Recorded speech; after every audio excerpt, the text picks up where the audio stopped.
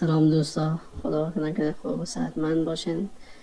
بعضی معلمین ما شکایت کرده بودن که در جدول نتایج زمانی که در شیت جدول مراجعه میکنیم محروم میایه یا سفید میکشه.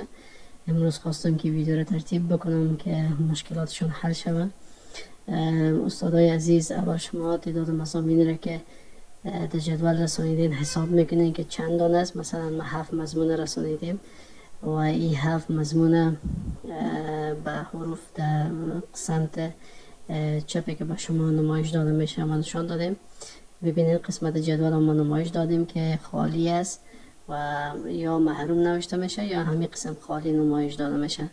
راه حلش چی است؟ از دوباره در شیت لیست میریم، قسمت راست این 7 که به حروف نوشته کردیم این را تبدیل میکنیم به اعداد، یعنی نوشته میکنیم عدد 7. وقتی که عدد 7 یا هر قدر مضامینی که ما درس کرده باشیم نوشته کردیم، میبینیم که در جدول نتایج اما نتیجه را و درجه را بر ما نمایش میده. صفحه ما را سابسکرایب کنید.